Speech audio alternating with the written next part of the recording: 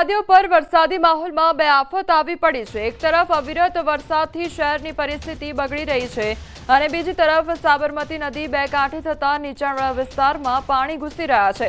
શહેરના વાડજ વિસ્તારમાં આવેલ પરીક્ષિત નગર બેટમાં ફેરવવાની તૈયારીમાં છે।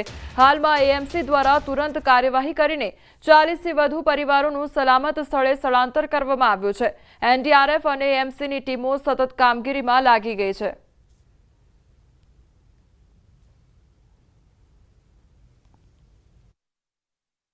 અમદાવાદ શહેરમાં છેલ્લા 24 કલાકથી અવિરત વરસાદ વરસી રહ્યો છે। એ તો મુસીબત છે, પરંતુ હવે નવી મુસીબત છે તે અમદાવાદ શહેર માટે આવી રહી છે। તે છે સાબરમતી નદીનું જળસ્તર સતત વધી રહ્યું છે। રિવરફ્રન્ટ છે તે રિવરફ્રન્ટનો જે ભાગ છે તેમાં પણ પાણી હાલ ગરકાવ થયું છે। તે અંતર્ગત વાડજ વિસ્તારનું પરિસ્થિત નગર છે તે હાલ બેટમાં ફેરવવાની શરૂઆત થઈ ગઈ છે। હું આપણે જે દ્રશ્યો બતાવી રહ્યો છું અમદાવાદ શહેરના વાડજ ખાતે આવેલા પરિસ્થિત નગરના છે, જે સૌથી નીચાણવાળા વિસ્તારમાં આવેલા આ તમામ જે ઝૂંપડપટ્ટીઓ છે તેમાં પાણી ઘસવાની જે તૈયારી છે તે જોવા મળી રહી છે। અને અગમચેતીના ભાગરૂપે મહાનગરપાલિકા તરફથી અને કલેક્ટર કચેરી તરફથી જે નીચાણવાળા વિસ્તારમાં રહેતા જે લોકો છે, જે હાલ આંકડો મળી રહ્યો છે તે પ્રમાણે 40થી પણ વધુ જે પરિવારો છે તેને હાલ અહીંથી સ્થળાંતર કરવાની ફરજ તંત્રને પડી છે।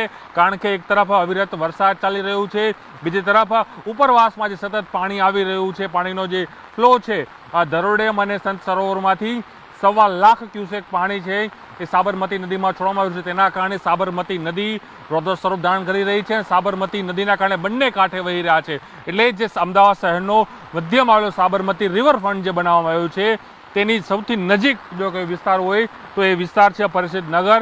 કારણ કે તેનું તમામ જે પાણી છે તે બેક આવી રહ્યું છે અને વિસ્તાર છે તેમાં ધસમસતો પ્રવાહ છે તે આપ જોઈ શકો જોવા મળી રહ્યો છે। તે પાણી આવી રહ્યું છે, એટલે કહી શકાય કે બે આકાશી જે સ્થિતિ જે સંકટ જોવા મળી રહ્યા છે। એક આકાશી સંકટ છે સતત અવિરત વરસાદને કારણે અમદાવાદીઓના હાલ બેહાલ થઈ રહ્યા છે, તો બીજી તરફ જે ઉપરવાસમાં સતત વરસાદ થઈ રહ્યો છે તેના કારણે જે સાબરમતી નદી છે એ બે કાંઠે વહી રહી છે અને તેના જ કારણે આ જે સ્થિતિ નિર્માણ થવા જઈ રહ્યું છે। અને પ્રસિદ્ધ નગરમાં હાલ જે માહિતી મળી રહી છે તે પ્રમાણે 40થી વધુ પરિવારોને સ્થળાંતર કરવાની ફરજ પડી છે। હજુ પણ મહાનગરપાલિકાની ટીમ અહીં રાઉન્ડ મારી રહી છે કે જે પણ વ્યક્તિઓ નીચાણવાળા વિસ્તારમાં છે તમામ લોકોને સુરક્ષિત સ્થળો પર ખસેડવામાં આવે, કારણ કે સૌથી વધુ પહેલો જે વિસ્તાર પાણીનો ભરાતો હોય છે તો એ આ વિસ્તાર હોય છે। અને હાલ પણ જે સાબરમતીનું લેવલ છે તે અપ છે, તેના કારણે જે વરસાદી પાણીનો નિકાલ પણ થવામાં ક્યાંક મોડું થઈ રહ્યું છે। ચોક્કસ એ માની શકાય કે હાલ આકાશી આફત તો અમદાવાદ માટે છે, પરંતુ હવે જે નદી રૌદ્ર સ્વરૂપ ધારણ કરી રહી છે તે પણ એક મોટી આફત